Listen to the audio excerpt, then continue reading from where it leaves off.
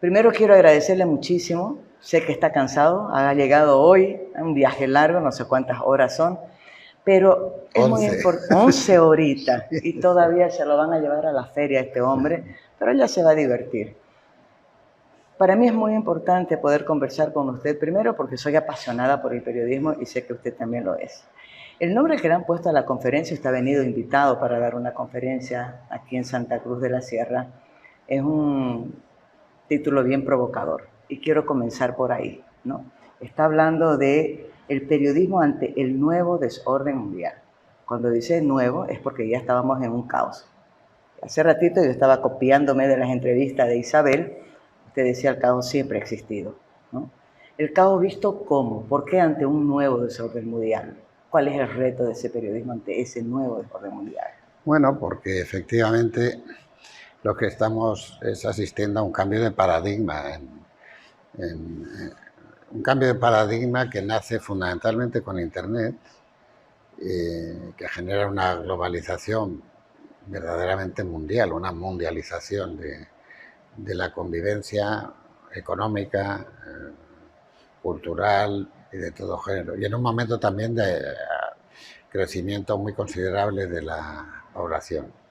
Los efectos de Internet son comparables a los que tuvo la imprenta en su día. Cuando se inventó la imprenta, se empezaron a imprimir Biblias y las Biblias llegaron a los hogares y entonces la gente podía interpretar la Biblia por sí misma, sin necesidad de que se lo explicara el monje o el ayatolá de turno. Y tan, tan, tan así fue que hubo una especie de crisis inmobiliaria de monasterios, porque ya no se necesitaban tantos monjes interpretando la Biblia, y hubo monasterios que cerraron y otros que ya se dejaron de construir, etc. O sea, fue un aumento de los derechos ciudadanos, pero al mismo tiempo se generó un gran caos. Se generaron las guerras de religión, que produjeron muchísimos muertos, y prácticamente hasta 3 siglos después de que se inventara la imprenta no apareció algo parecido a un periódico, ¿no? Es decir, ahí ya con la Ilustración y luego con la democracia industrial en el siglo XIX, pues empezaron a organizarse las cosas, va a poner orden. Internet tiene los mismos efectos, es un gran avance para la humanidad, mayores derechos para los ciudadanos, pero ha generado un caos, como lo generó la imprenta, pero en este caso muchísimo mayor, porque además es un caos instantáneo, a la velocidad de la luz y absolutamente global. Más de 5.000 millones hay ya de usuarios en Internet. En los países desarrollados casi el 80-90% de la población. De una población que camina hacia los 9.000 millones de habitantes del mundo dentro de pocas décadas.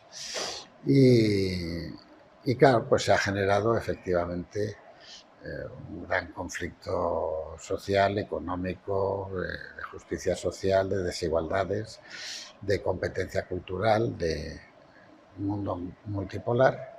Y al mismo tiempo, igual que coincidiendo con la imprenta, pues llegaron las naves de Colón América y hubo una expansión también de la globalización y del mundo del comercio, etcétera y tal, con la llegada de Colón a las costas americanas.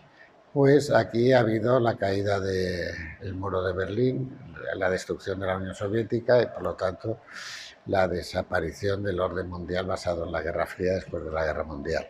O sea que lo que nos está sucediendo ya le sucedió de alguna manera a la humanidad hace 500 años, pero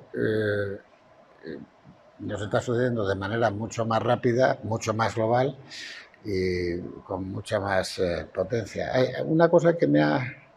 Si me lío, me paras. No, por favor. Una cosa que me ha Esto llamado... va a ser más una conversación que una pregunta y respuesta, Una ¿ya? cosa que me ha llamado mucho la atención con motivo de la pandemia es que se habló de la gripe del 17, del dengue, de la que a mí mi abuela me hablaba mucho, porque me ha perdido un hijo en aquella época. En el 1917 había 1.500 millones de habitantes en el mundo. Hoy somos 7.000, un siglo después. Y de los 7.000, lo que teníamos eran 1.500 millones de turistas. O sea, teníamos con la pandemia tantos turistas como habitantes totales tenía la Tierra en la anterior peste o en la anterior pandemia, ¿no? Entonces, nos llevará tiempo.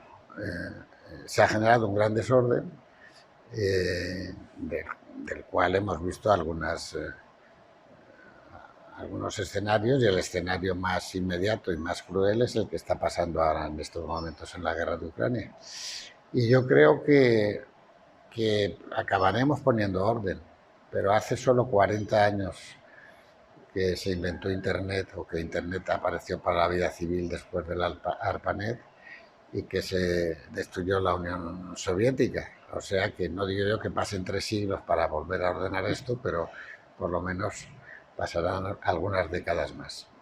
Ahora, usted habla así, habla de la imprenta, luego recuerdo cuando apareció la televisión, cuando fueron apareciendo siempre se decía, ¿no?, que estaba en riesgo el periodismo, el tradicional por lo menos.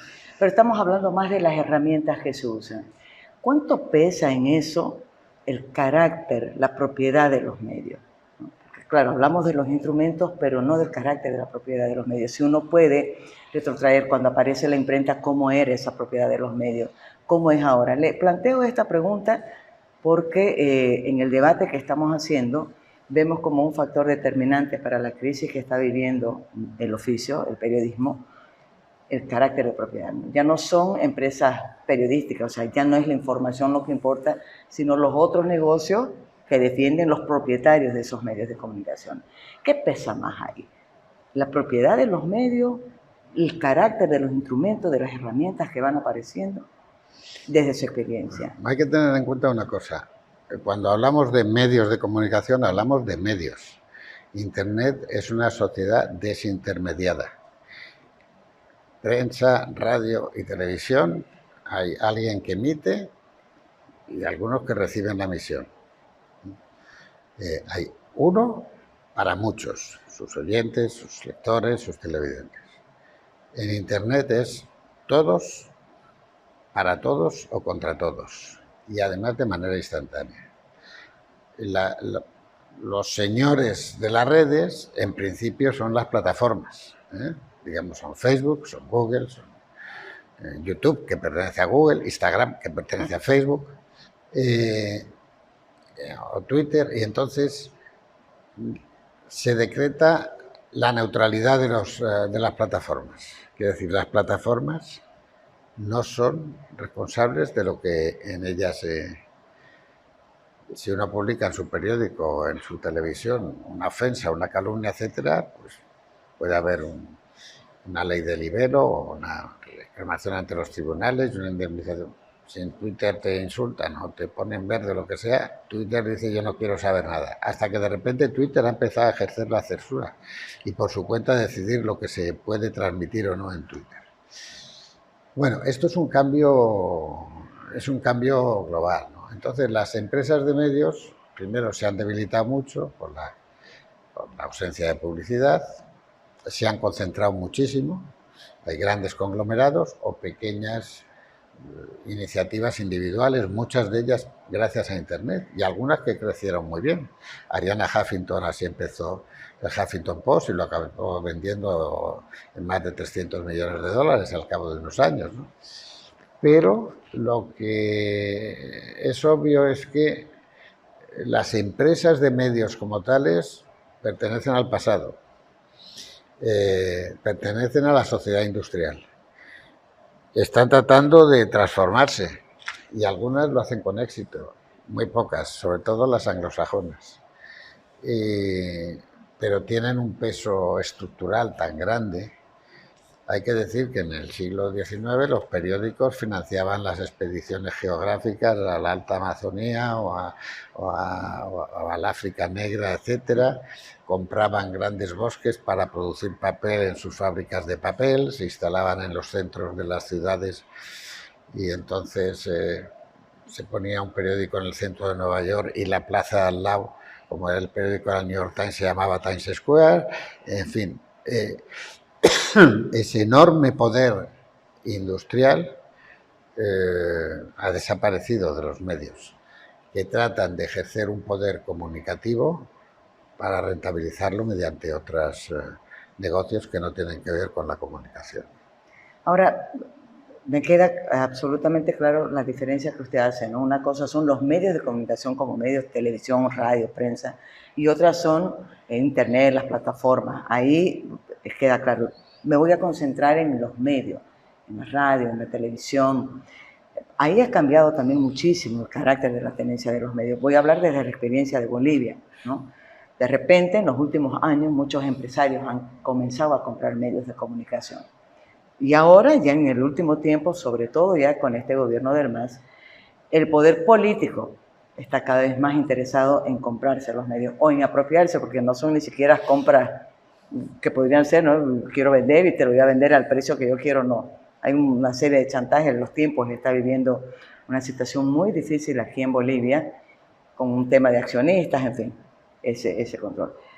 ¿Cuál es el riesgo que hay de verdad en el fondo para el periodismo libre, independiente, con esta presión que hay, ya sea de empresarios, de empresas privadas o del poder político, de apropiarse, de tener la propiedad de esos medios de comunicación? Bueno, pues en primer lugar, los medios tradicionales, como tales, tienen serios problemas económicos porque la publicidad ha desaparecido prácticamente de ellos, porque ha ido a las redes sociales. El 80-90% de la publicidad la acaparan Google y Facebook en el mundo. Y por lo tanto tienden a concentrarse debido a esa debilidad, tienden a disminuir su actividad, empiezan a pagar peor a los periodistas, a tener menos periodistas, menos enviados especiales, menos staff, aparecen muchos más freelancers y colaboradores ocasionales como defensa de eso, ¿no? Y aún así, pues es muy difícil rentabilizarlos porque además arrastran una situación muy pesada de infraestructuras antiguas de las que no pueden prescindir, ¿no? Entonces, hay muchos empresarios que pueden ser gobiernos o empresas públicas o de la administración, o pueden ser empresarios de otras actividades que efectivamente invaden los medios. ¿Para qué? Porque saben que no van a ganar dinero con los medios, pero saben que pueden ganar dinero gracias a los medios. El peligro es que ese ganar dinero gracias a los medios, o ganar poder político gracias a los medios, se haga subvirtiendo el carácter fundamental que tiene que tener un medio de comunicación, que puede ser de izquierdas o de derechas, puede apoyar a un gobierno o contradecirlo, pero tiene que ser independiente, porque tiene que servir a los lectores, no tiene que servir. La información no es propiedad de los dueños de las empresas, pero tampoco es propiedad de los periodistas, es propiedad de los ciudadanos, es propiedad de los lectores. Los periodistas lo que tienen que hacer es administrar esa propiedad ajena, que es una propiedad pública y muy valiosa para las vidas y para el desarrollo de las colectividades y de la vida social, con arreglo a criterios profesionales que están bien establecidos. Primero, independencia, es decir, yo publico una noticia aunque perjudique al dueño del periódico o de la radio, y no puedo permitir que ese dueño me presione porque le perjudica a él en una empresa diferente, ¿no? Y por supuesto, aunque perjudique al gobierno, incluso si es el gobierno de la ideología que el periódico defiende. Es decir, el periódico puede defender el socialismo, pero puede estar en contra de determinadas decisiones de un gobierno socialista. Segundo, comprobación de los hechos. Esto es muy importante frente a la posverdad, las fake news, etcétera. Y hay métodos establecidos que ya son clásicos. Es decir, la manera de confirmar rumores por fuentes diferentes para saber que ya no son rumores o que son hechos o que pueden tener veracidad. El hecho de que cuando hay un conflicto del género que sea, una huelga, un conflicto político o lo que sea, hay que hablar con todas las partes en conflicto. Si es una huelga, con los empresarios y con los trabajadores. Si es hay que escuchar a los policías y a los delincuentes. Y hay que buscar todas fuentes de información. Todo eso está establecido y como decíamos cuando fundamos el país, los revólveres se dejan a la entrada como en los bares del oeste. Allí todo el mundo hace efectivamente la defensa de los intereses de los lectores, al margen las ideologías, los intereses propios, personales o de cualquier otro género. Y eso está amenazado por la invasión de poderes extraños a esa política o a esa cultura que quieren utilizar los medios no para informar a los lectores, no para cumplir su papel social, sino para obtener otras rentabilidades de otro género. Ahora, Juan Luis, ¿de quién depende o de qué fuerzas depende que eso no se llegue a concretar, de ponerle freno? Claro, uno puede tener un ideal como periodista, ¿no? Pero va a trabajar a una fuente. ¿Cuán determinante es la convicción que tengo yo como periodista para decir, yo no estoy dispuesta a hacer esto, prefiero, en un trabajo les dije, prefiero irme a vender mocochinchi, digamos, ¿no? Antes que seguir aquí. Pero no es tan fácil, no cualquiera puede darse ese lujo. Hay ahí un problema. ¿Cuáles son los peligros más grandes que estamos enfrentando los periodistas para poder trabajar con eso, con independencia, más allá de los intereses que puedan tener las empresas donde estamos trabajando? Bueno, hay que decir que los periodistas no tenemos vocación de héroes, tenemos vocación de periodistas, ni de mártires, tenemos vocación de periodistas, independientemente de que... y segundo, hay que buscar reglas institucionales, ¿no? En el país, cuando nacimos, precisamente porque creemos que las reglas son importantes y que hay que cumplir las reglas para garantizar la convivencia, la independencia, etcétera, lo primero que hicimos fue un libro de estilo. Fue el primer libro de estilo en la historia de la prensa española. Nadie tenía hasta entonces un libro de estilo, donde se explicaba cómo profesionalmente había que comportarse en el manejo de la información. Luego hicimos una importante sección de cartas al director para dar voces a los propietarios de la información, que eran los directores. Luego hicimos un estatuto de la redacción. También fue el primer estatuto de la redacción que se hizo en la prensa española, donde se especificaban los derechos de los redactores, del director, etcétera y tal. Todo esto votado en Junta General de Accionistas y votado y aprobado por los propietarios del periódico, porque querían hacer un periódico, no querían hacer otra cosa y utilizar el periódico para eso. Y por último, pusimos un defensor del lector, figura que ahora se ha debilitado un poco en general. Es una pena, ¿no? Pero que fue muy importante y que la copiamos de la prensa sajona, para que efectivamente se pudiera dar a los lectores voz y publicar su voz en protestas contra el propio periódico y contra lo que el propio periódico, en función de sus reglas redaccionales, había escrito y publicado. ¿Esto es perfecto? No es perfecto, pero inventamos o copiamos un número de sistemas reguladores que garantizaran al máximo posible, es decir, nunca la realidad es todo lo bella y limpia que quisiéramos, ¿no? Y creo que todo eso lo han generado los periodistas y los editores. Los editores, hay muchísimos editores que han sido leales en todo el mundo a estos principios periodísticos y que lo que han querido es hacer buenos periódicos. No han querido derrocar gobiernos ni nombrar gobiernos. Están dispuestos a derrocarlo o a nombrarlos si efectivamente esa es la opinión del periódico, pero no es el objetivo del periódico. El periódico es servir a los lectores. Ahora, las reglas son prácticamente básicas y no han cambiado. Cambian las formas, los instrumentos, los mecanismos, no sé. Pero estas reglas básicas del periodismo no han cambiado. No han cambiado. ¿No? Sí, hay una serie de conflictos de intereses mayores.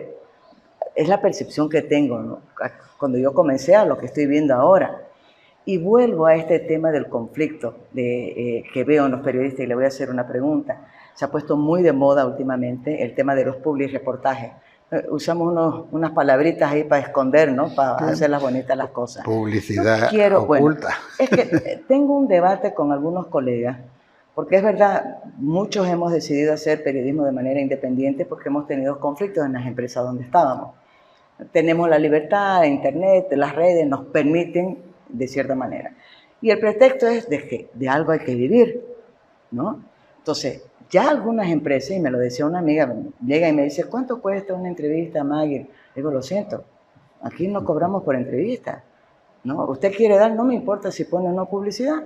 Entonces, hubo un debate sobre eso y me dice, Maggie, está mal. Esas agencias que te están buscando, ellas están ganando. Bueno, pero ese es un negocio de la agencia. Mi obligación es hacer la entrevista a todo el que pueda, pues, ¿no?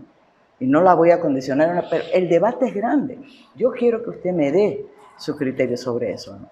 El periodista está hecho para dar información. Está el área de publicidad, que es otra cosa, y que están los artes. La gente sabe perfectamente qué es una publicidad. Pero no puedo hacer una entrevista que me están pagando donde mis preguntas van a estar condicionadas, pero no voy a tener la libertad de preguntar lo que me dé la gana, ¿o no? Bueno, en primer lugar, todo lo que sea publireportajes, publicidad relacional, branding,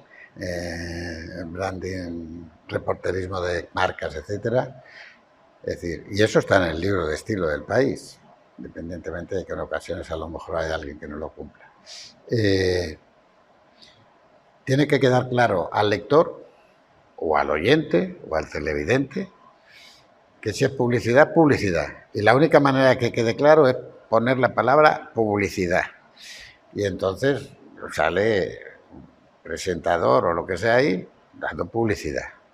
Creo que sería muy importante, pero es muy difícil, establecer normas, aunque yo lo intenté algunas veces, y algunas veces lo conseguí, de que los presentadores de las radios y las televisiones no hagan publicidad de productos de consumo. Es decir, porque eso garantiza que efectivamente, digo, no son héroes los periodistas, pero son profesionales. Y su profesión no es hacer publicidad. Hay muchos presentadores fantásticos, comunicadores que pueden hacer publicidad.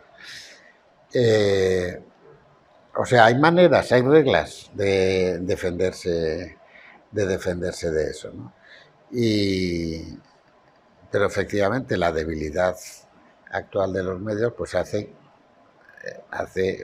genera esas explicaciones, es que estamos muy mal, es que no sé qué, es que no sé cuál.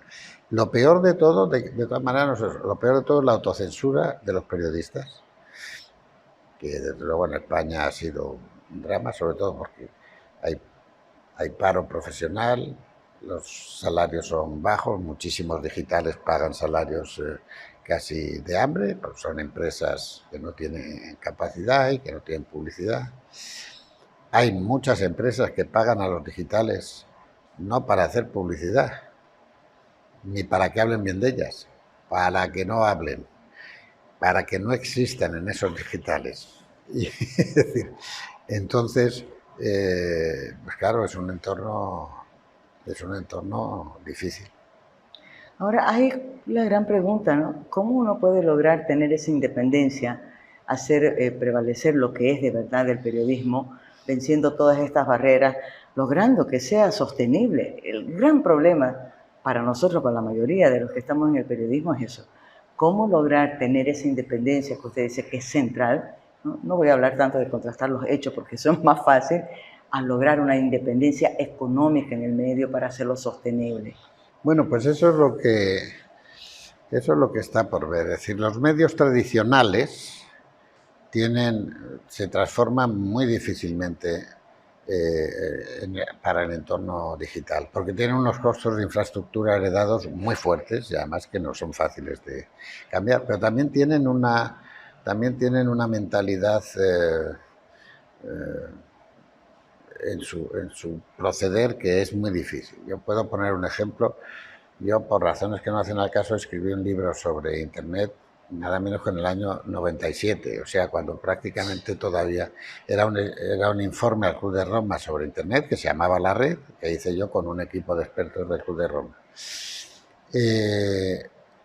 Yo fui consecuente con lo que decía en ese libro, ¿no?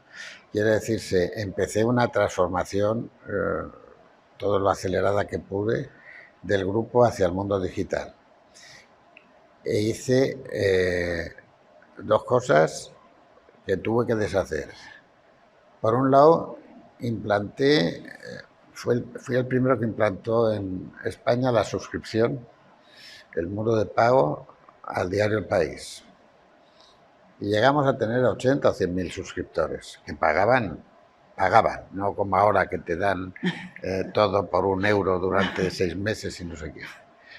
Y el mundo nos ganó en el número de visitantes, claro, porque el mundo no cobraba. Y entonces tuvo unas presiones, no de la empresa, de mi equipo, tremendas. Y cedían de mi número 2, el 3, el 4, de mi equipo.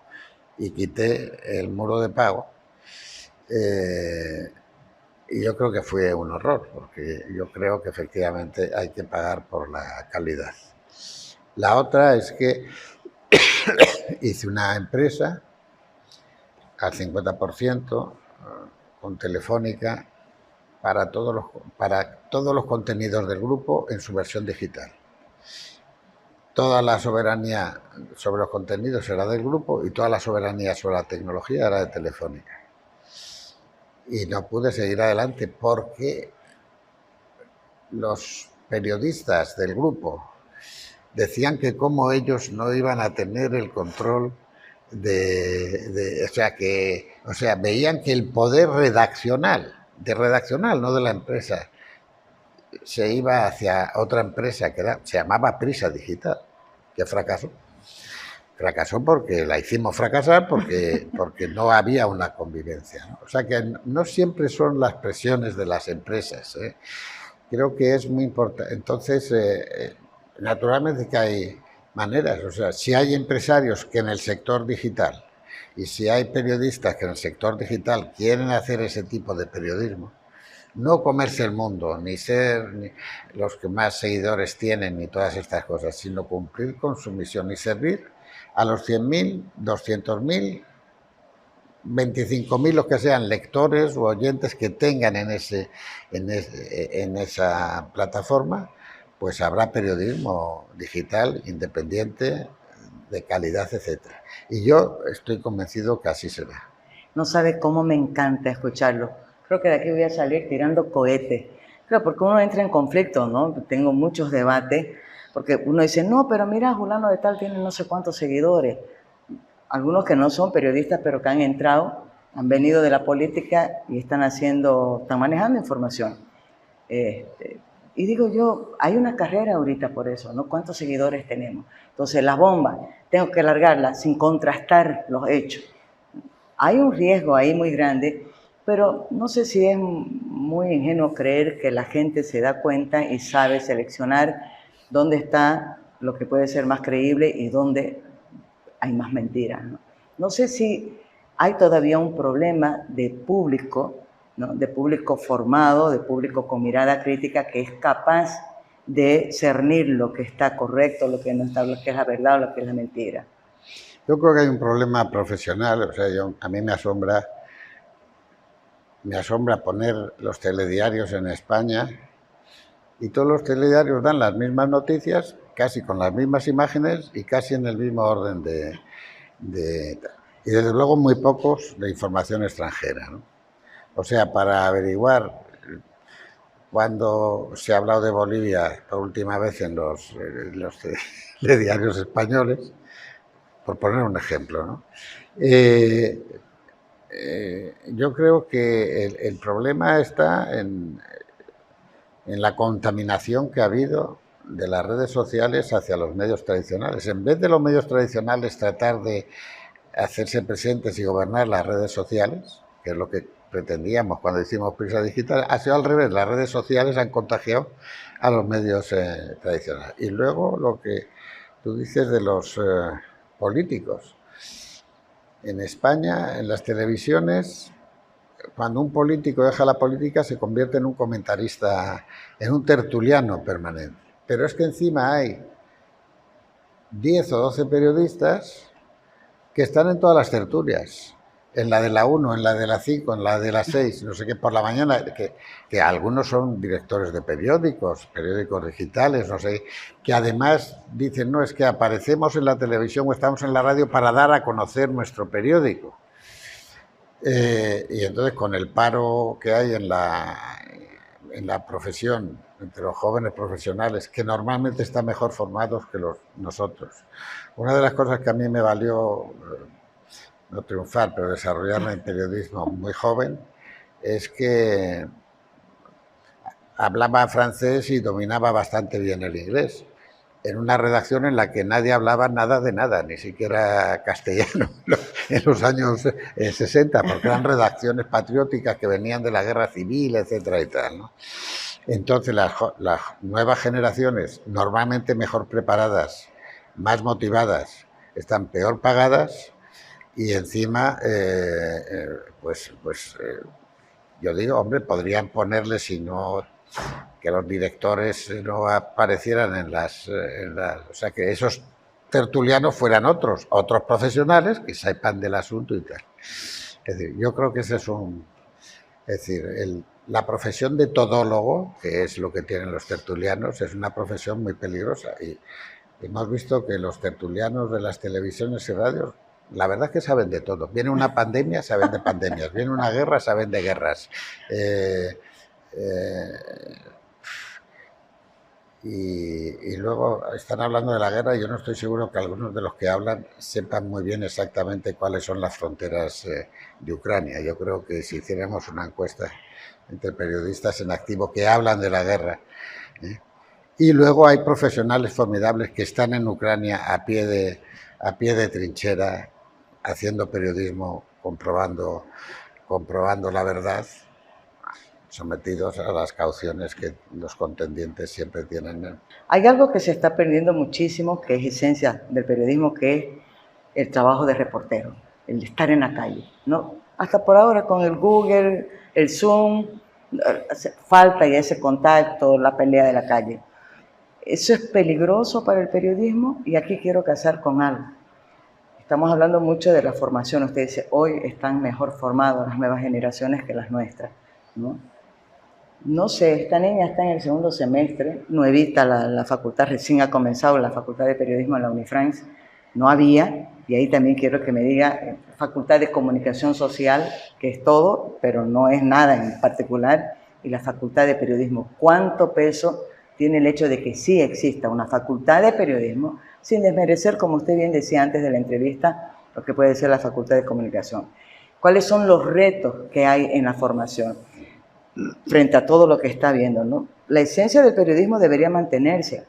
Ha cambiado el contexto, han cambiado las herramientas, pero ¿no cree que está faltando, se está perdiendo esa esencia en la enseñanza del periodismo, en las facultades en estos tiempos? ¿Qué periodistas son los que están formando las facultades, las escuelas de periodismo?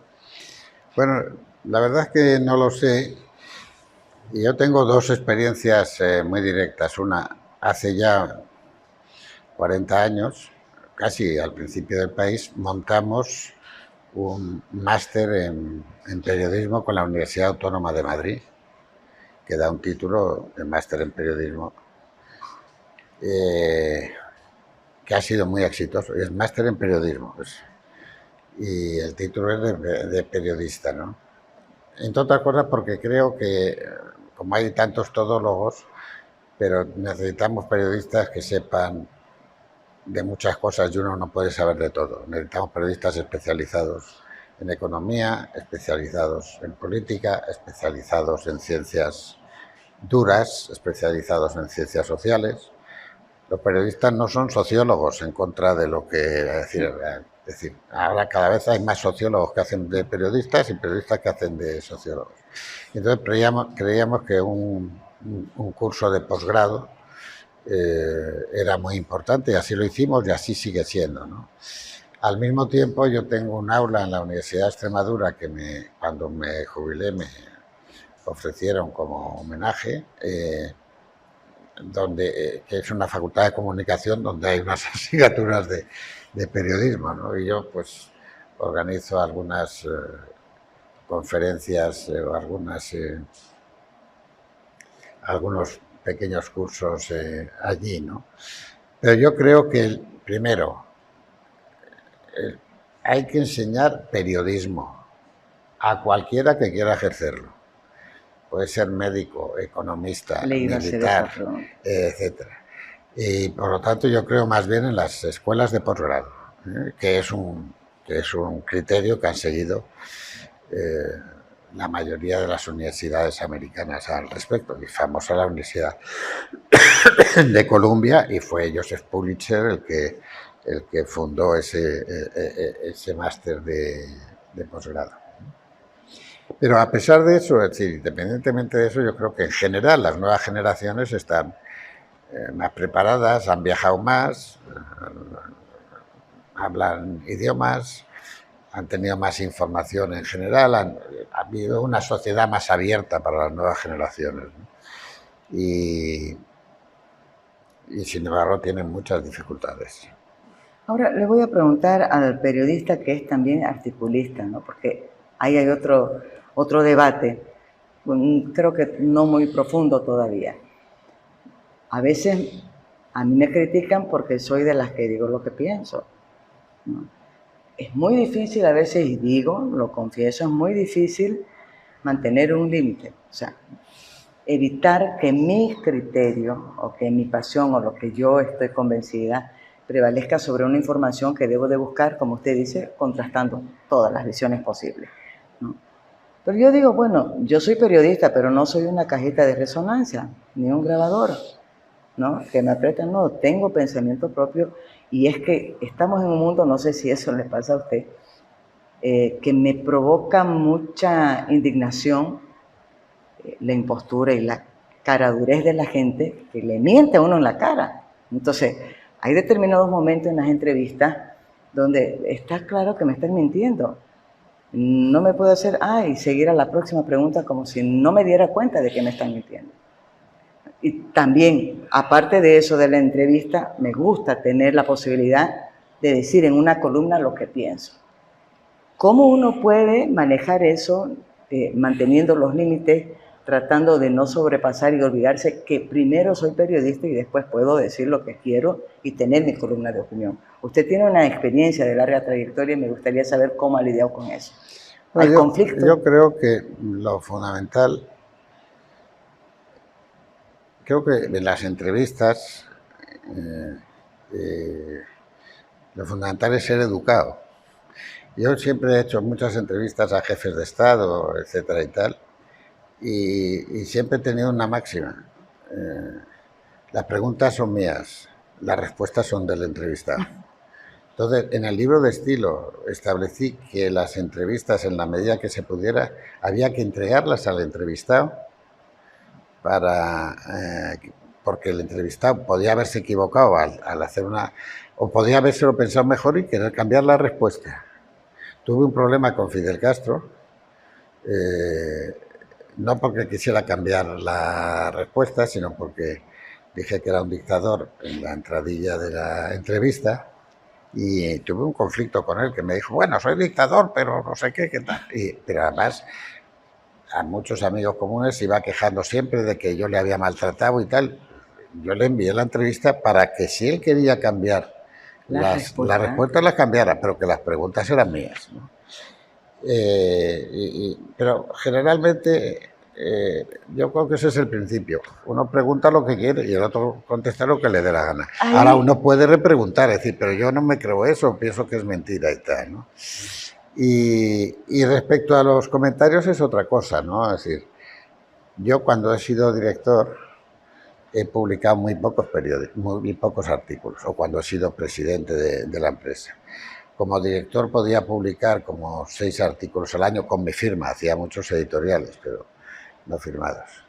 como cuando me pidieron que me hiciera cargo de la empresa, me lo pidió Jesús Polanco, puse solo una condición: yo voy a seguir escribiendo artículos, pero un director, un presidente de una empresa, un consejero delegado, pues tiene limitada su libertad de expresión por el propio cargo que ocupa, entre otras cosas porque al final, en la época más grande, había 15.000 personas trabajando para el Grupo Prisa, y yo no podía, por una habilidad mía, una ingeniosidad mía, que dijera un artículo, poner en peligro pues una empresa tan importante y sobre todo con tantísima gente trabajando en ella, ¿no? Ahora que no tengo ningún límite, porque nadie depende de mí, ni yo dependo de nadie, efectivamente, pues digo lo que pienso. Nunca uno dice todo lo que piensa, porque hay motivos a veces para, no digo autocensurarse, pero autolimitarse. Si uno piensa que fruto de sus comentarios o de sus acciones se va a generar un mal mayor para otras personas, pues puede tratar de mejorar el estilo o así. Hay que decir que, es decir, y en la dirección uno siempre tiene que evaluar, ¿no? O sea, en el caso del País, por ejemplo, y antes en el periódico Informaciones, que también estuve, en los casos de secuestros de personas, para mí lo importante es que no mataran a la persona, y teníamos muchos casos en ETA, etcétera y tal, ¿no? Y hablábamos con los secuestradores a veces y nos dejaban datos, e incluso a veces establecíamos diálogos en los editoriales con ellos, ¿no? Y entonces, pues ahí había limitaciones, efectivamente, ¿eh? Pero es que estábamos defendiendo la vida ajena, ¿eh? Entonces nos parecía esencial hacerlo, ¿no? Yo no lo veo tan complicado si uno no tiene dependencias como yo no las tengo ahora. Se trata simplemente de decir lo que uno piensa. O sea que el estado más feliz de un periodista es en el que está usted ahorita. Bueno, yo soy completamente independiente. Eso, es decir, nadie me dice lo que tengo que hacer, ni yo le digo a nadie lo que tiene que hacer. Lo cual son dos. Uno es mucho más dependiente cuando manda que cuando obedece. Cuando obedece, al final, pues es bastante, pero cuando manda estás limitando la libertad ajena, y esto es muy complicado, ¿no? Y sí, soy completamente independiente, y algunos dicen que se sorprenden de que todavía me publiquen en El País, porque digo cosas que no coinciden con la línea actual editorial del País. Mi opinión, la línea editorial de un periódico la tiene que dirigir el director del periódico, punto final. Y mientras eso suceda, yo estaré siempre de acuerdo con ese periódico, aunque no esté de acuerdo con algunas de las decisiones que tome. Ahora, Cortingo, y prometo que es la última, la final, ya sé que me están diciendo que usted está cansadito. Cortito, primero, cuando estaba hablando de las entrevistas, otro de los conflictos es, por ejemplo, estoy atrás de una entrevista con el gobernador y me están dando 500 vueltas. El alcalde ya me prometió 2 veces y me ha dejado plantada las 2, ¿no? Y sin embargo está en otros medios, pero no viene al mío. Y para conseguir la entrevista del gobernador, y lo voy a decir públicamente, no, me decía Maggie, pero negociemos, ¿no? Las preguntas, o sea, hay algunas cosas, ahorita es una situación muy conflictiva para el gobernador. Y de ahí pues me quedo con un pie atrás y me voy a agarrar de lo que usted ha dicho. Las preguntas son mías, las hago, si quiere las contesta o no, ¿no? Pero el tema de negociar qué puedo o no puedo preguntar, mejor esto no porque es un problema para él, no va en un trabajo de periodista o no. Yo creo que las preguntas no se deben negociar. Nunca, bajo ningún concepto. A no ser en esta situación que usted está diciendo cuando he de decir, y lo he contado en un libro de memorias, la única vez que yo renuncié a una pregunta que ya había hecho, entrevistando a Adolfo Suárez en pleno vorágine de la transición, le pregunté por la ley del divorcio. La ley del divorcio, ni siquiera la del aborto. Y me dijo, te pido que no me preguntes por eso porque tengo muchas presiones del Opus Dei. Entonces yo escribí la entrevista y puse la pregunta y la respuesta de Adolfo Suárez. Y le envié a Adolfo Suárez la entrevista, como decía el libro de estilo, para que él tachara, corrigiera su respuesta, no mis preguntas. Y entonces me llamó y dije, te pido por favor que no preguntes. Yo dije, yo pregunto lo que yo quiero. Y fue tanta su presión, eran tiempos muy difíciles para España, que quité la pregunta y por lo tanto su respuesta, ¿no? Es la única vez que yo recuerde que haya negociado una pregunta. Las preguntas, pero vamos, yo le había hecho la pregunta ya. Lo que pasa es que hay una entrevista que le hice a Ceausescu, fue muy, ya con esto no cuento más batallitas y nos vamos. Entrevisté a Ceausescu, siendo presidente de Rumanía, que venía a España, y envié las preguntas por escrito, como me las pidió el embajador. Entonces me quitó 3 preguntas el embajador, no me acuerdo, era sobre la OTAN, sobre no sé qué. Le dije, no, si vas a poder hacer las preguntas, pero no las vamos a enviar por escrito, tú las haces allí directamente. Entonces, pues entrevisté a Ceausescu durante 1 hora aproximadamente, aquí había un intérprete, así los dos. Y para mi sorpresa, cuando llegué, tenía ya la entrevista escrita, con preguntas y respuestas, aquí encima de esta mesita. Y Ceausescu también la tenía. Y aquí había un intérprete. Entonces yo leía, mis preguntas eran mías, yo leía mis preguntas y Ceausescu leía las respuestas en rumano y me las contestaba.